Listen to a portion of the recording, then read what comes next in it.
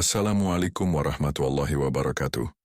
Selamat datang lagi di channel Malam Mencengkam, channel yang menceritakan sebuah cerita horor dan misteri.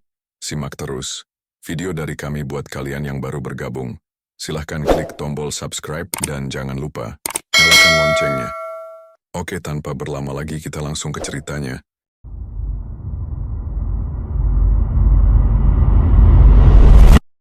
Desa itu hidup dengan tenang. Pagi hari orang pergi ke sawah, sore anak-anak berlarian di pematang, dan malam keluarga berkumpul di teras rumah sambil bercakap ringan. Namun di ujung desa, berdiri sebuah sumur tua yang dibiarkan terbengkalai. Sumur itu berbeda dengan yang lain. Bibirnya sudah retak, dindingnya dipenuhi lumut hitam dan airnya berwarna gelap. Tidak ada yang berani memakainya lagi. Bahkan rumput liar yang tumbuh di sekitarnya seperti sengaja dibiarkan, seolah warga ingin tempat itu terkubur dalam waktu. Bila ada orang luar yang bertanya, warga selalu menghindar. Mereka menutup mulut, mengalihkan pembicaraan, atau berpura-pura tidak tahu. Itu sumur sudah lama kering, begitu jawaban yang sering keluar. Namun ekspresi wajah mereka selalu menyimpan ketegangan, tatapan mata saling beradu, lalu cepat-cepat berpaling. Bagi orang luar, reaksi itu terasa janggal. Tapi bagi warga desa, ada ketakutan lama yang tidak berani mereka sebutkan. Suatu sore, seorang anak kecil hampir terperosok ke dalam sumur itu. Anak itu bermain kejar-kejaran bersama teman-temannya. Tawa riang berubah jadi jeritan ketika kakinya terpeleset. Untung seorang tetangga sempat menarik bajunya sebelum tubuh mungil itu jatuh ke dalam kegelapan sumur. Anak itu menangis keras. Wajahnya pucat, kakinya gemetar. Orang tuanya berlari dari rumah memeluk anak itu sambil marah-marah. "Kamu bagaimana sih?" teriak sang ayah pada tetangga yang berjaga di sekitar situ. "Aku tadi sedang sibuk menimba air di sumur sebelah," jawab tetangga itu terbata. Ibu si anak menangis sambil menggendong anaknya. "Kalau anakku sampai jatuh, siapa yang tanggung?" jawab. Warga yang berkumpul hanya bisa terdiam. Semua sadar sumur itu memang berbahaya. Bibirnya rapuh, tidak ada pagar pembatas dan di dalamnya tersimpan ketakutan yang selama ini mereka hindari. Sejak kejadian itu, orang tua semakin keras melarang anak-anak bermain di ujung desa. Malam Jumat tiba. Saat semua orang sudah masuk ke rumah, suara aneh terdengar dari arah sumur. Tangisan perempuan lirih pelan tapi panjang. Suara itu seakan keluar dari dasar sumur, menggema di udara malam yang dingin. Beberapa warga mendengarnya jelas. "Bu, kau dengar itu?" tanya seorang bapak pada istrinya dengan wajah pucat. Istrinya mengangguk, tubuhnya gemetar. Seperti suara orang menangis dari sumur itu. Mereka menutup pintu rapat-rapat, namun suara itu terus terdengar. Tangisan itu membuat banyak orang tidak bisa tidur. Bahkan ada yang menangis ketakutan. Esok paginya, cerita tentang suara itu menyebar cepat. "Semalam aku dengar jelas sekali, seperti ada perempuan di dalam sumur," kata seorang ibu kepada tetangganya. "Jangan dibicarakan, nanti malah makin ramai," jawab yang lain dengan wajah resah. Namun tidak semua warga percaya. Beberapa pemuda malah mengejek. Mereka berkumpul di pos ronda sambil tertawa-tawa. "Itu cuma suara angin. Orang tua saja yang lebay," kata Sardi sambil menyalakan rokok. Pemuda lain menimpali, "Iya, masa ada hantu nangis di sumur? Kalian terlalu gampang percaya cerita aneh." Seorang bapak yang mendengar langsung menegur, "Kalian jangan main-main. Itu bukan hal yang bisa ditertawakan." Tapi pemuda itu malah tertawa lebih keras. Paling bapak juga belum pernah lihat. Kenapa takut sama sesuatu yang tidak jelas?" Perdebatan terjadi. Warga yang tua bersikeras menjaga larangan, sementara pemuda yang keras kepala terus menantang. Suasana pos ronda malam itu panas membuat sebagian warga akhirnya memilih pulang karena tidak ingin ikut terbawa emosi. Menjelang malam berikutnya, seorang tetua desa akhirnya angkat bicara. Namanya Mbah Sastro, lelaki tua dengan rambut memutih dan tubuh bungkuk. Ia jarang keluar rumah, tapi kali ini ia datang ke balai desa saat warga berkumpul. Wajahnya serius, suaranya berat namun jelas. "Kalian semua harus dengar, jangan ada lagi yang mendekati sumur tua di ujung desa," katanya.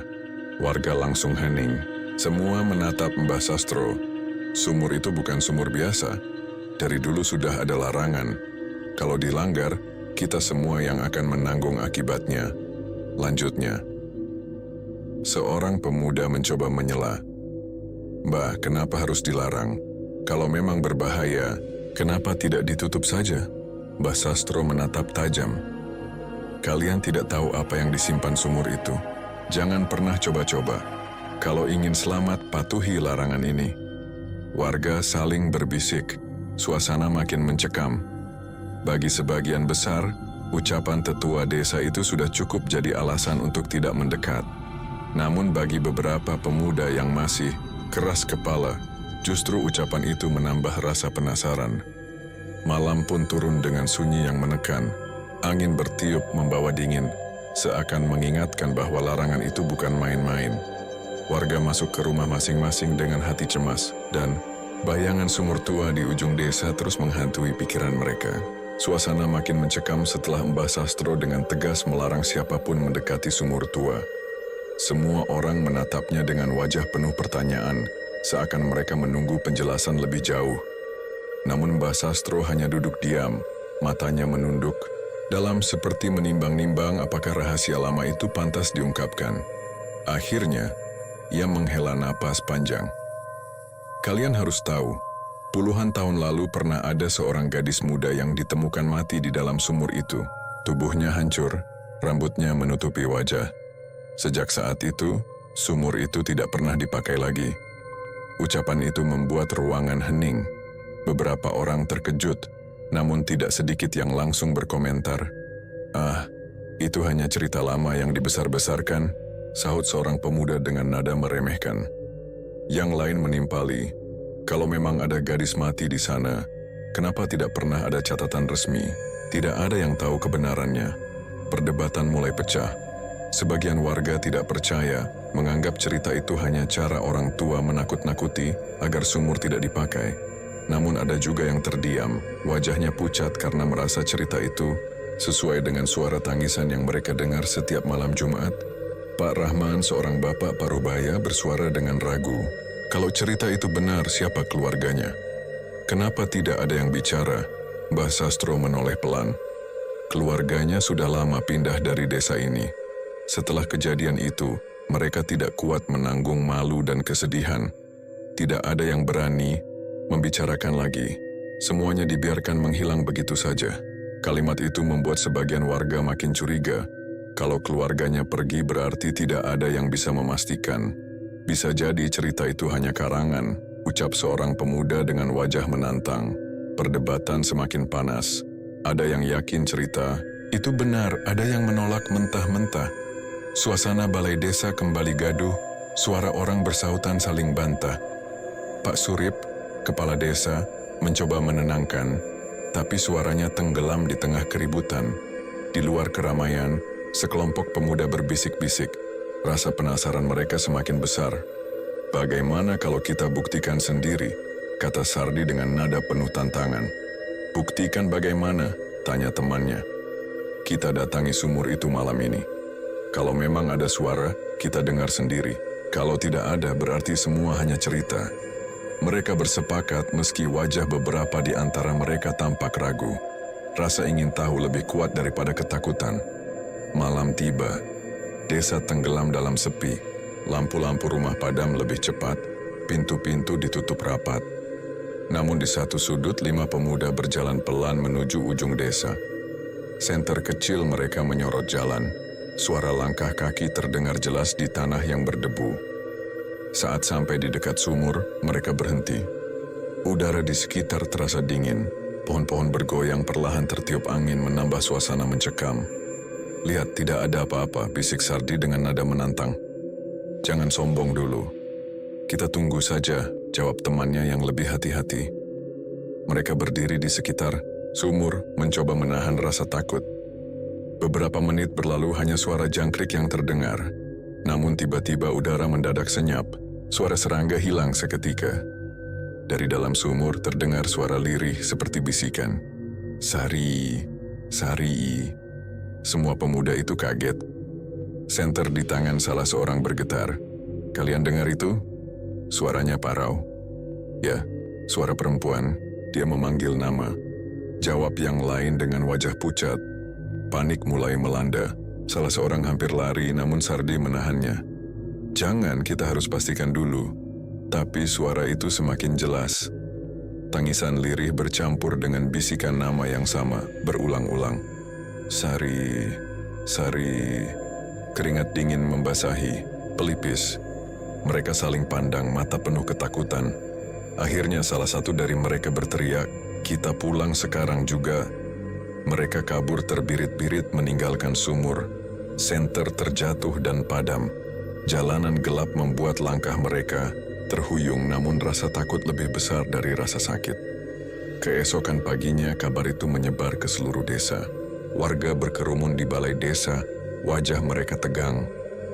Beberapa pemuda yang semalam ikut ke sumur bercerita dengan suara terbata. Kami dengar sendiri, Mbah. Ada suara perempuan memanggil nama, lirih sekali, tapi jelas. Warga gempar. Sebagian besar makin percaya bahwa sumur itu benar-benar menyimpan arwah yang belum tenang. Namun ada juga yang masih keras kepala menolak. Mungkin kalian hanya berhalusinasi karena takut. Pikiran kalian saja yang mempermainkan, kata seorang bapak mencoba menyangkal. Namun suasana makin panas ketika seorang ibu tua yang jarang bicara tiba-tiba berdiri di tengah kerumunan. Namanya Mbok Rasti, perempuan sepuh dengan tubuh ringkih dan suara serak. Ia menatap semua orang dengan mata berkaca-kaca. Kalian tidak tahu, aku sudah melihat arwah itu sejak lama. Puluhan tahun lalu, sebelum sumur itu ditutup, aku sering melihat sosok perempuan di dekatnya. Kadang menangis, kadang hanya berdiri menatap kosong. Aku diam karena tidak ada yang percaya. Tapi sekarang suara itu kembali. Dia memang tidak pernah tenang.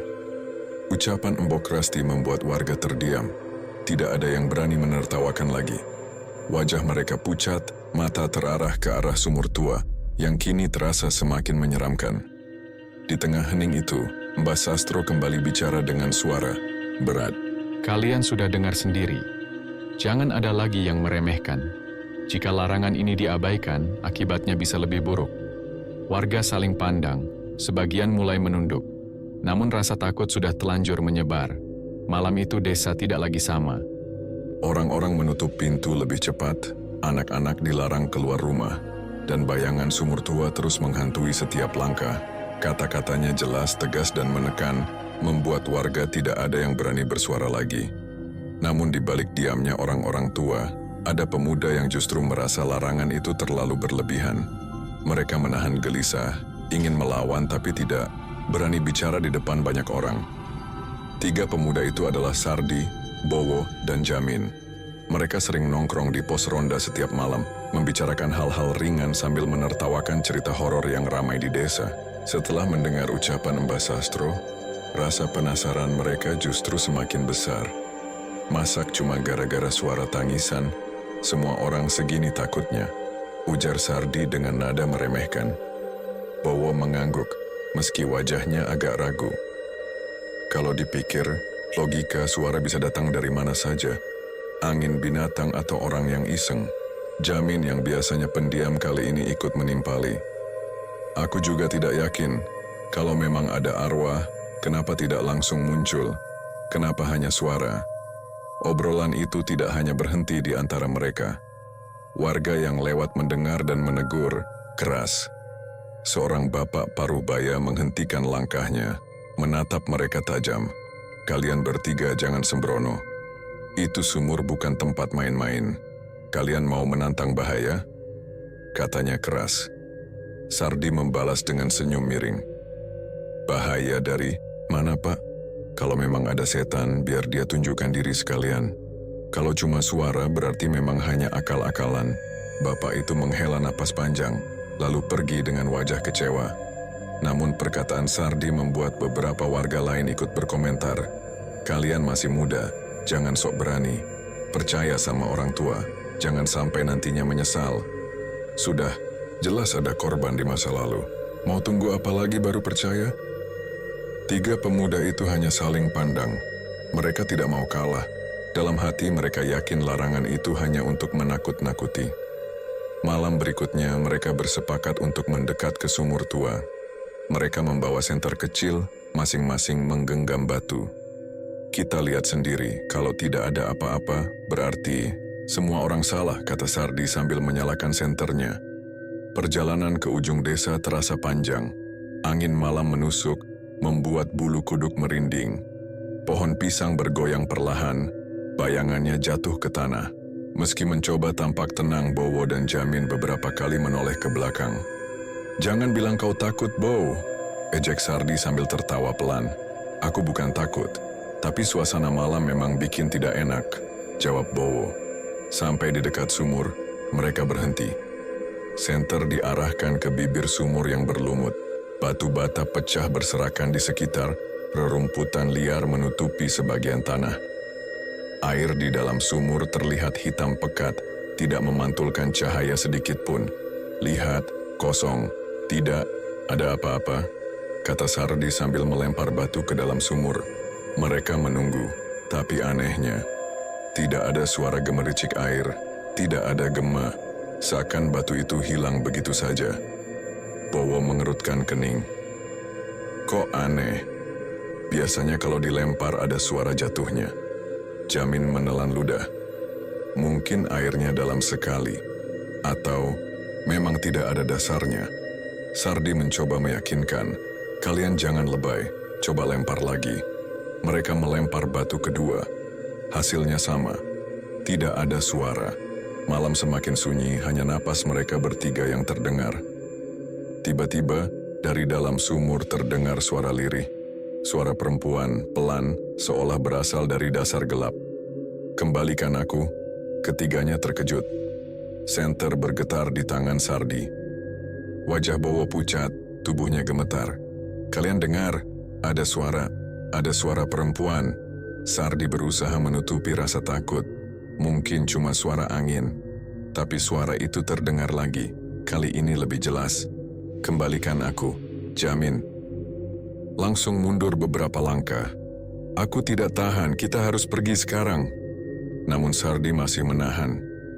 "Tenang dulu, kita harus pastikan." Belum sempat mereka bicara lagi, sesuatu muncul dari dalam sumur. Sebuah tangan pucat menjulur keluar, jari-jari panjang dengan kuku hitam meneteskan air. Tangan itu bergerak lambat, berusaha meraih bibir sumur. "Ya Tuhan," suara Bowo bergetar. Mereka bertiga menjerit. Senter terjatuh, cahaya berputar liar sebelum padam. Tanpa pikir panjang, mereka lari terbirit-birit meninggalkan sumur. Nafas terengah, kaki terantuk, batu, tapi mereka tidak berhenti. Rasa takut lebih besar dari rasa sakit. Di tengah jalan, Jamin terjatuh, lututnya berdarah. Bowo menariknya paksa. "Bangun, jangan diam di sini." Akhirnya mereka berhasil sampai ke pos ronda. Wajah pucat, keringat bercucuran, tubuh gemetar. Warga yang kebetulan masih berjaga kaget melihat keadaan mereka. "Ada apa ini? Kenapa kalian seperti habis dikejar setan?" tanya seorang bapak dengan suara tinggi. Sardi terengah, suaranya patah-patah. "Tangan, dari dalam sumur, ada tangan." Warga langsung heboh. Orang-orang dipanggil, kabar menyebar cepat. Tak lama, balai desa penuh dengan warga yang membicarakan kejadian itu. "Apa benar kalian melihat tangan?" tanya Pak Surip dengan wajah tegang. Bowo mengangguk kuat.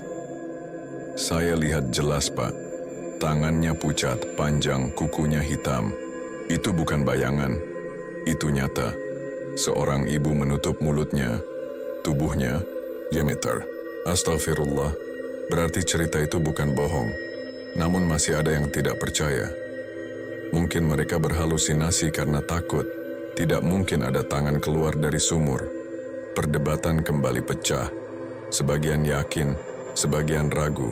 Namun, wajah tiga pemuda itu jelas menunjukkan ketakutan yang nyata. Tidak mungkin mereka berbohong dengan kondisi seperti itu. Mbah Sastro yang hadir malam itu hanya menunduk dalam. "Aku sudah bilang, jangan coba-coba mendekati sumur. Kini kalian sendiri yang melihat akibatnya." Warga terdiam. Suasana kembali mencekam. Malam terasa panjang seolah udara desa dipenuhi sesuatu yang menekan. Di rumahnya masing-masing, 3 pemuda itu tidak bisa tidur. Bayangan tangan pucat dari sumur terus terngiang di kepala. Rasa takut kini jauh lebih besar dari rasa penasaran yang dulu mereka bawa. Mereka sadar sudah membuat kesalahan besar, namun penyesalan itu datang terlambat. Setelah ucapan Mbah Sastro menutup rapat semua keributan, tidak ada yang berani menyela. Tapi rasa takut semakin menekan hati setiap orang. Malam itu berlalu dengan tegang, dan keesokan harinya desa kembali geger ketika seorang warga menemukan senter milik para pemuda di dekat sumur. Senter itu basah kuyup, masih meneteskan air, padahal tanah di sekitarnya kering. Kabar itu cepat menyebar. Orang tua dari ketiga pemuda, Sardi, Bowo, dan Jamin, langsung dipenuhi amarah. Mereka memanggil anak-anaknya ke balai desa. Wajah para orang tua merah, suara mereka meninggi. Kalian sudah dilarang berkali-kali. Kenapa masih berani mendekat ke sumur itu? Bentak ayah Sardi sambil menatap tajam. Sardi menunduk tapi berusaha membela diri. Kami hanya ingin tahu kebenarannya, Pak. Tidak ada niat melawan. Bowo menimpali dengan suara bergetar. Tapi yang kami lihat nyata. Ada tangan keluar dari dalam sumur. Itu bukan halusinasi. Ibunya Jamin memukul dada sendiri sambil menangis. Astagfirullah, kalau kalian sampai celaka bagaimana? Kenapa? Kalian tidak dengar kata orang tua? Warga yang hadir terbagi 2. Ada yang marah pada pemuda karena melanggar larangan, tapi ada juga yang justru percaya setelah mendengar pengakuan mereka. Mana mungkin mereka berbohong kalau wajahnya sampai pucat begitu, kata seorang ibu dengan nada cemas. Namun ada pula yang keras kepala. Bisa saja mereka panik dan berhalusinasi. Tidak mungkin ada tangan dari dalam sumur. Perdebatan itu semakin ramai. Suara warga bersahutan, sebagian percaya, sebagian menolak. Kepala desa, Pak Surip, mencoba menenangkan, tapi sulit mengendalikan suasana. Di tengah keributan, seorang bapak tua bersuara lantang. Sudah, tidak perlu diperdebatkan lagi. Yang jelas, sumur itu memang membawa masalah. Lebih baik segera ditutup. Usulan itu memicu reaksi lain. Beberapa warga mendukung keras. Benar, kalau tidak ditutup akan ada korban. Jangan tunggu sampai ada yang mati. Namun yang lain menolak. Kalau ditutup sembarangan, bisa mengusik arwah yang ada di sana. Justru bisa lebih berbahaya. Suara-suara itu semakin keras. Ada yang menepuk meja. Ada yang berdiri sambil berteriak. Balai desa yang biasanya dipakai untuk musyawarah kini jadi tempat perdebatan panas yang penuh ketegangan. Mbah Sastro yang duduk di pojok hanya menghela napas panjang. Matanya menatap kosong ke arah sumur yang terlihat dari kejauhan. Ia tidak lagi bicara banyak, seakan membiarkan warga memilih jalan sendiri. Hari itu berlalu dengan penuh kegaduhan. Warga pulang dengan wajah cemas, tidak ada keputusan bulat. Malam pun turun, tapi ketegangan belum berakhir. Justru semakin berat ketika suara tangisan kembali terdengar dari arah sumur. Kali ini lebih keras, panjang, dan jelas, membuat bulu kuduk berdiri. Suara itu makin dekat, makin jelas. Bisik seorang warga yang berdiam di rumahnya. Di rumah lain, seorang ibu mengguncang bahu suaminya dengan panik. "Pak, dengar itu." Tangisannya keras sekali, seperti ada orang benar-benar di dalam sumur. Suaminya hanya menutup telinga dengan tangan, wajahnya pucat. "Diam saja, jangan keluar. Tutup pintu rapat-rapat." Namun suara itu terus menggema. Anak-anak menangis ketakutan, orang-orang dewasa tidak bisa tidur. Malam Jumat itu terasa lebih panjang dari malam biasanya. Keesokan harinya, wajah warga terlihat lelah. Banyak yang tidak tidur semalaman. Bisik-bisik kembali terdengar di setiap sudut desa. Kalau begini terus, kita tidak akan tenang. Lebih cepat ditutup lebih baik. Tapi kalau arwah itu marah bagaimana? Tekanan semakin berat dirasakan oleh Pak Surip. Sebagai kepala desa, semua orang menunggu keputusannya. Namun ia sendiri bingung. Di satu sisi, menutup sumur bisa menenangkan warga. Tapi di sisi lain ia takut tindakan itu justru membawa masalah lebih besar. Siang itu ia duduk termenung di beranda rumah, ditemani segelas teh yang sudah dingin. Wajahnya muram, matanya kosong. Istrinya datang membawa kabar. "Pak, warga sudah tidak tenang. Semua menunggu keputusanmu. Jangan terlalu lama, nanti mereka saling bentrok." Pak Surip menghela napas panjang. "Aku tahu, tapi aku juga tidak mau salah langkah.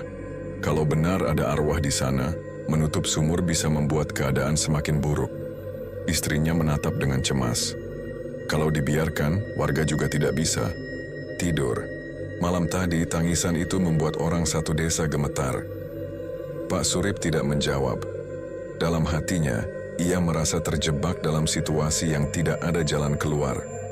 Tekanan warga semakin besar, sementara ketakutan akan konsekuensi juga terus menghantui. Malam berikutnya, suara tangisan kembali terdengar. Kali ini lebih panjang, seakan-akan ada seseorang yang meraung kesakitan di dalam sumur. Suara itu menusuk telinga, membuat semua orang terjaga. Tidak ada yang berani keluar rumah, tapi hampir semua orang mendengarnya. Di rumah Sardi, Bowo, dan Jamin, keadaan lebih mencekam. Ketiganya tidak bisa tidur. Bayangan tangan pucat yang mereka lihat seakan muncul kembali. Mereka menutup telinga, tapi suara tangisan itu tetap terdengar jelas. "Aku tidak tahan lagi. Suara itu seperti memanggil-manggil," kata Jamin dengan suara serak. Bowo menunduk, wajahnya pucat. "Kalau saja kita tidak datang ke sumur malam itu, mungkin suara ini tidak akan sekeras ini." Sardi hanya terdiam. Dalam hatinya ia mulai menyesal, tapi gengsi menahan lidahnya untuk mengakui kesalahan. Malam itu seluruh desa benar-benar tidak bisa tidur. Tangisan dari sumur seolah-olah semakin kuat, menembus dinding rumah, menusuk kepala, dan membuat dada sesak. Di balai desa, Pak Surip berdiri dengan wajah gelisah. Beberapa warga yang masih terjaga mendatanginya. "Pak, kita harus bertindak. Tidak bisa dibiarkan lagi." Iya, suara itu membuat anak-anak ketakutan. Kalau Bapak tidak cepat ambil keputusan, desa ini bisa kacau. Pak Surip hanya bisa terdiam, matanya menatap keluar jendela. Tangisan itu masih terdengar, jelas, seperti datang dari balik pohon di depan. Dadanya sesak, pikirannya penuh. Ia tahu apapun keputusan yang ia buat akan membawa konsekuensi besar. Dan malam itu, desa semakin tenggelam dalam rasa takut, menunggu jawaban yang tak kunjung datang. Tangisan dari sumur masih terdengar samar, menusuk hati dan membuat dadanya berat. Ia tahu warga menunggu keputusan, tapi lidahnya keluh. Malam itu berlalu tanpa jawaban, hanya meninggalkan rasa takut yang menebal. Pagi harinya, kabar buruk muncul. Seorang anak kecil tiba-tiba jatuh sakit setelah bermain di dekat sumur. Tubuhnya panas tinggi, matanya sayu, dan mulutnya komat kamit seperti mengigau. Ibunya panik, berlari membawa anak itu ke rumah dukun kampung. "Tolong Pak, anak saya tidak sadar sejak pulang dari sana," tangisnya. Dukun itu hanya bisa menggeleng. "Ini bukan sakit biasa, dia kena gangguan.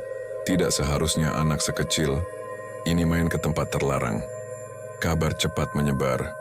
Warga geger, semakin yakin sumur tua itu membawa sial. Namun belum reda kegemparan itu, dua anak lain mendadak demam tinggi. Mereka mengaku mendengar suara tangisan dari arah sumur ketika pulang mengaji. Malam itu keduanya menggigil hebat, wajah pucat, dan terus menangis ketakutan. Orang tua mereka langsung marah. "Sudah cukup, tidak bisa dibiarkan lagi. Sumur itu harus segera ditutup," teriak salah satu bapak dengan nada tinggi. Warga berkumpul lagi di balai desa, suasana panas. Para ibu menangis, memeluk anak-anak mereka yang sakit. Para bapak berdiri dengan wajah tegang. "Pak Surip, kalau Bapak masih diam, jangan salahkan kami kalau bertindak sendiri," ancam seorang warga dengan suara lantang. Pak Surip mencoba menenangkan. "Tenang semua, aku mengerti. Tapi kita tidak bisa gegabah." "Gegabah apa, Pak? Anak-anak kami sudah sakit. Mau tunggu sampai ada yang mati dulu?" sahut seorang ibu dengan air mata berlinang. Suasana semakin ricuh. Orang-orang berteriak.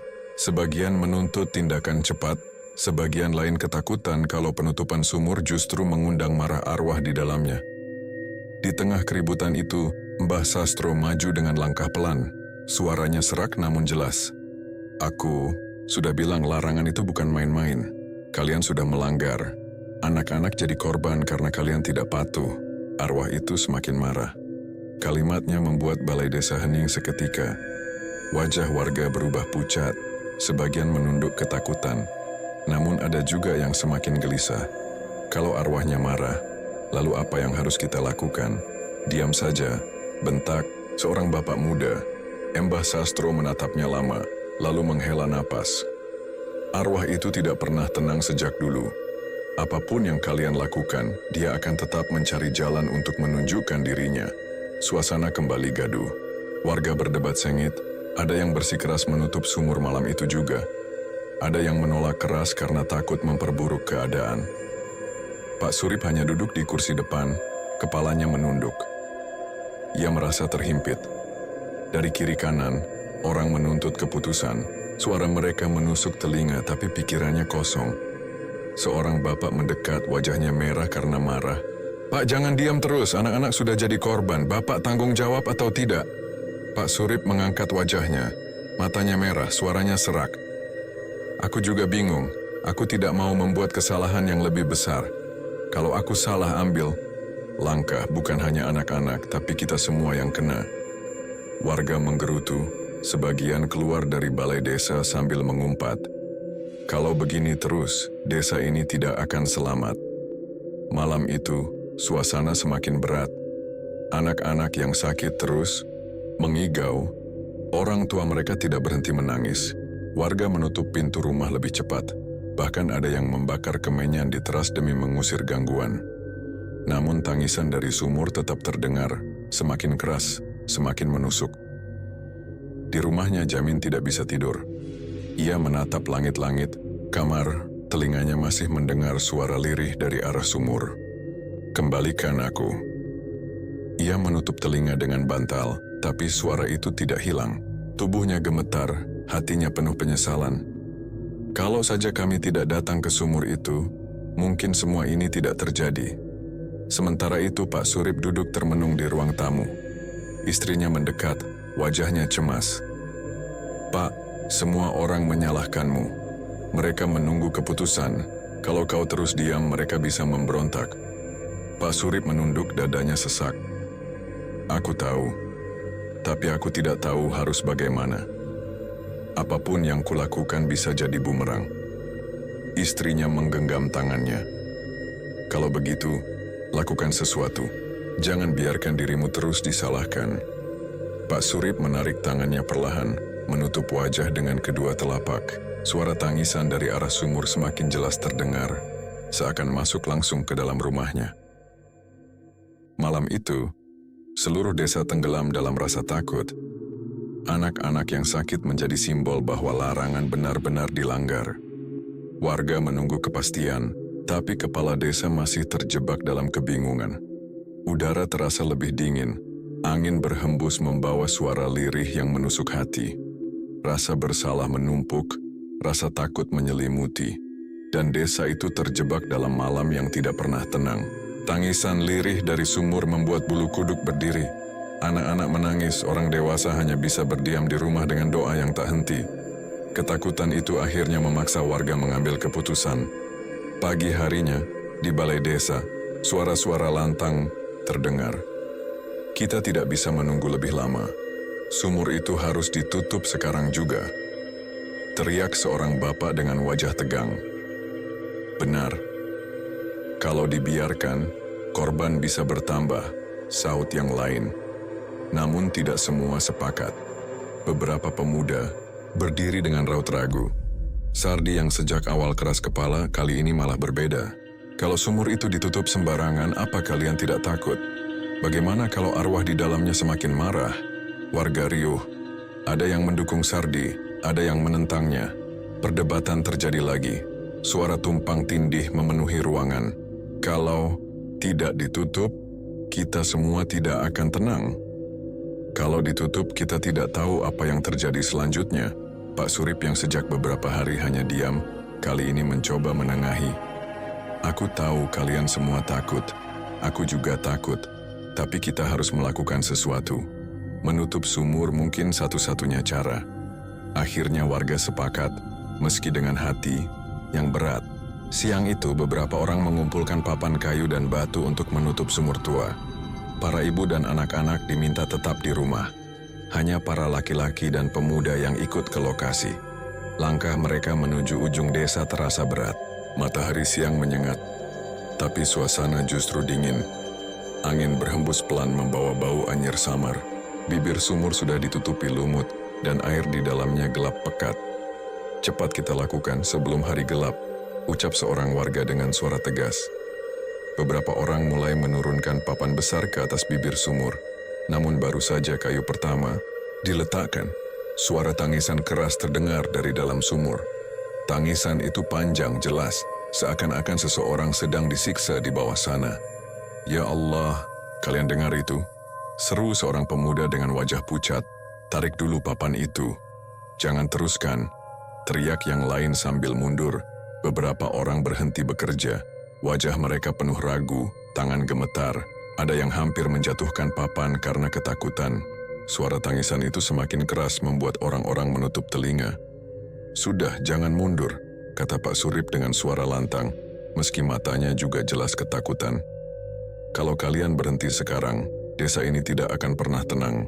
Dengan berat hati, mereka kembali mengangkat papan.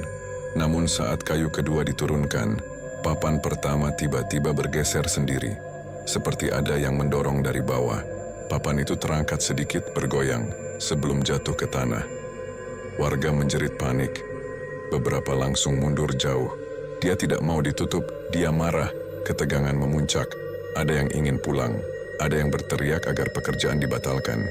Namun Pak Surip kembali menahan. Kalau kita lari, kita kalah. Kita harus selesaikan sekarang juga. Wajah-wajah pucat saling pandang. Dengan gemetar beberapa warga berusaha mengangkat papan kembali. Suara tangisan dari dalam sumur terus terdengar. Kini bercampur dengan suara seperti air bergolak. Bau anyir semakin menyengat, membuat perut mual. Cepat, jangan berhenti, teriak seorang bapak sambil membantu menahan papan agar tidak bergeser lagi.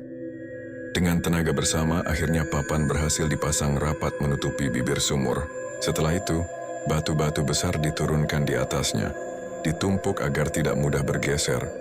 Suara tangisan masih terdengar, tapi semakin teredam oleh tumpukan batu.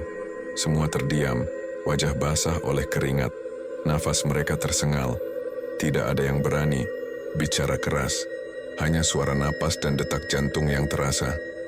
Sudah cukup, kata salah seorang warga sambil menjatuhkan tubuhnya ke tanah. Namun meski sumur berhasil ditutup, suasana desa tidak berubah. Malam itu, tangisan masih terdengar meski lebih lirih. Suara itu merayap, menembus dinding rumah, menusuk telinga setiap warga. Di rumahnya, Sardi duduk termenung. Matanya kosong, hatinya penuh penyesalan. Kenapa kita harus ikut campur malam itu? Kalau saja tidak, mungkin semua ini tidak separah sekarang. Bowo hanya terdiam. Tubuhnya gemetar setiap kali suara lirih terdengar dari arah sumur.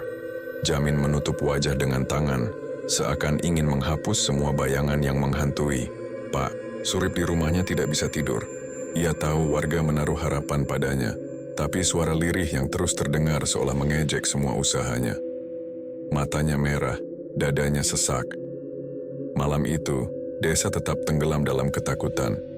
Sumur memang sudah tertutup, tapi suara yang keluar darinya menjadi tanda bahwa arwah di dalamnya belum pernah benar-benar pergi.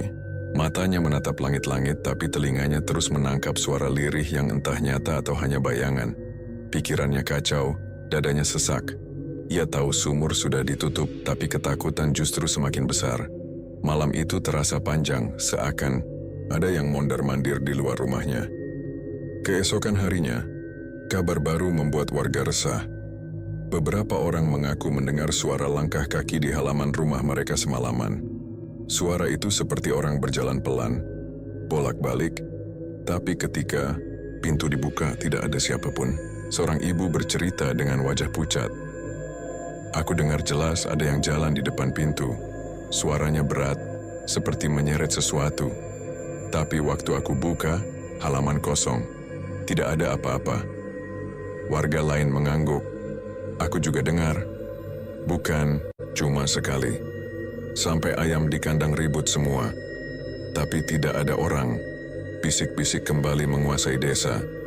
Semua orang merasa diawasi. Bahkan di dalam rumah mereka sendiri. Rasa takut semakin mengikat, membuat malam tidak lagi jadi waktu untuk beristirahat. Belum hilang rasa resah itu, kejadian lain menambah kepanikan. Seekor kambing ditemukan mati mendadak di dekat sumur. Tubuhnya kaku, matanya melotot, dan lehernya seperti terpelintir. Warga gemetar melihatnya. Astagfirullah, ini tanda apa lagi? Kata seorang bapak sambil menutup mulut. Pemilik kambing menangis, marah, dan ketakutan. Kenapa harus binatangku yang kena? Kenapa terus-terusan ada korban? Orang-orang berkerumun, tapi tidak ada yang berani mendekat terlalu lama. Mereka hanya berbisik menghubungkan kematian kambing itu dengan arwah yang belum tenang. Ada yang menyebut ini peringatan. Ada yang bilang ini pertanda lebih buruk akan datang. Siang itu, seorang perempuan tua yang jarang keluar rumah tiba-tiba muncul di balai desa. Namanya Mbok Ratri. Suaranya parau, tubuhnya ringkih, tapi ucapannya membuat orang-orang gemetar. Aku lihat sendiri tadi malam. Ada seorang gadis bergaun putih berjalan di jalan desa. Rambutnya panjang, menutupi wajah. Dia lewat depan rumahku, langkahnya pelan. Aku kaget tapi tidak bisa bersuara. Itu pasti arwah dari sumur. Warga yang mendengar langsung panik. Benar, Bu? Kau lihat dengan matamu sendiri? Mbok Ratri mengangguk lemah. Mataku memang sudah tua, tapi aku tahu apa yang kulihat. Itu bukan orang. Keributan kembali pecah. Semakin banyak yang percaya bahwa arwah sumur kini tidak hanya berada di ujung desa, tapi sudah berkeliaran. Anak-anak semakin dilarang keluar rumah. Namun meski dijaga ketat, gangguan tetap datang. Beberapa anak mulai diganggu dengan mimpi buruk. Mereka terbangun tengah malam sambil menangis menyebut-nyebut sumur tua. Dia panggil aku, dia ajak aku turun ke dalam sumur, kata seorang anak kecil sambil gemetar di pelukan ibunya. Seorang ibu lain juga bercerita. Anakku semalam mengigau. Dia bilang ada perempuan di jendela kamar, rambutnya panjang, bajunya basah. Aku tidak tahu harus bagaimana lagi.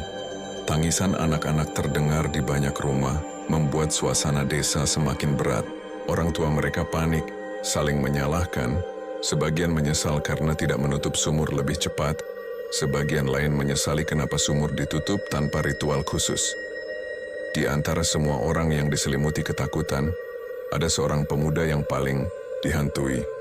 Namanya Joko, salah satu yang dulu ikut iseng bersama teman-temannya mendekati sumur. Malam-malamnya kini berubah jadi siksaan. Ia sering terbangun. Keringat dingin membasahi tubuh, telinganya dipenuhi suara bisikan. Dalam tidurnya, sosok perempuan berambut panjang muncul. Wajah pucatnya mendekat, gaun putihnya basah dan suara lirih memanggil. Temani aku yang turun bersamaku no time. Joko menjerit dalam tidur membuat keluarganya panik. Ibunya masuk kamar mengguncang tubuhnya. Joko, bangun nak, bangun. Namun Joko tetap mengigau, matanya setengah terbuka, suaranya serak. Jangan tarik aku. Jangan. Ayahnya berdiri kaku di pintu, wajahnya pucat. Ini akibat perbuatan kalian dulu. Aku sudah melarang. Ketika akhirnya Joko benar-benar terbangun, tubuhnya masih gemetar. Aku lihat dia, Pak. Aku lihat dia ada di samping ranjangku. Dia duduk, rambutnya menutupi wajah. Dia menoleh ke aku. Itu bukan mimpi biasa. Ibunya menangis memeluk anaknya erat. Ya Allah, apa yang harus kita lakukan? Arwah itu sekarang sudah mengganggu sampai ke rumah. Kabar tentang Joko cepat menyebar. Warga semakin yakin bahwa sumur itu membawa kutukan yang tidak bisa ditahan hanya dengan menutupnya. Setiap rumah kini hidup dalam ketakutan. Malam-malam desa tidak lagi sunyi, tapi penuh tangisan, bisikan, dan mimpi buruk.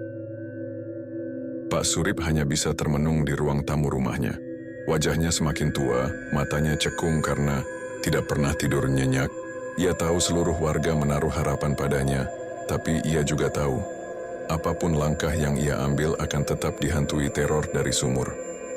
Dan malam itu, ketika angin bertiup membawa bau anyir samar dari arah ujung desa, semua orang sadar bahwa penutupan sumur bukan akhir dari masalah.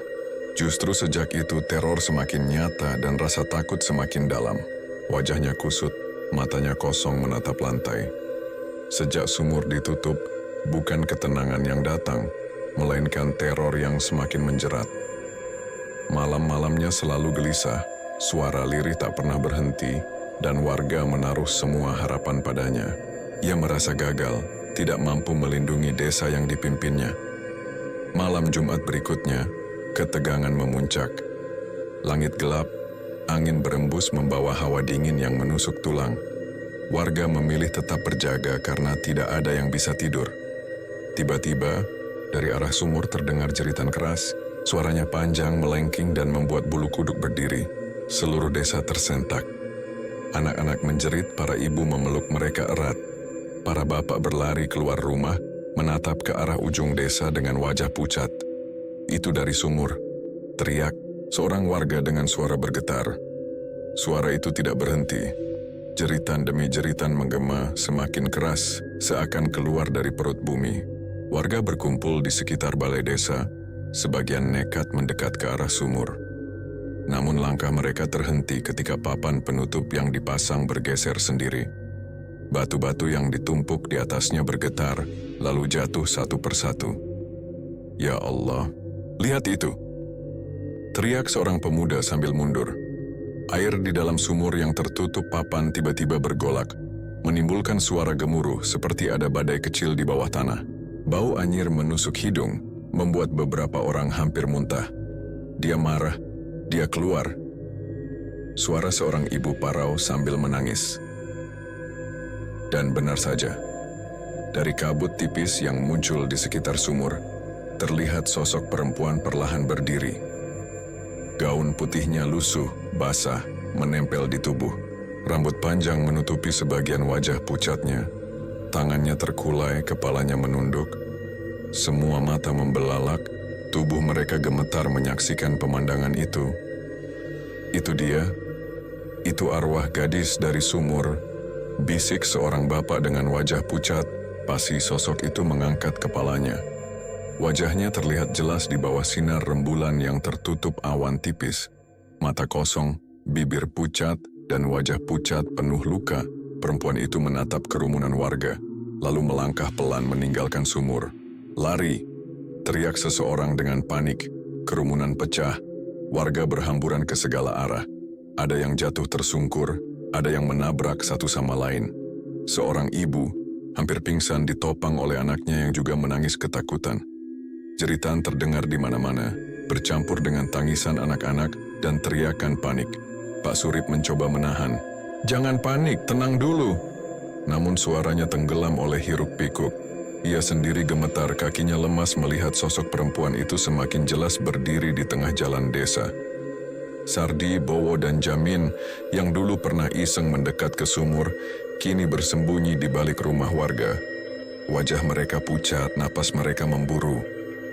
Itu benar-benar dia, bukan hanya suara. Dia keluar, bisik Jamin dengan suara parau. Bowo menutup wajahnya dengan tangan. Kita yang salah.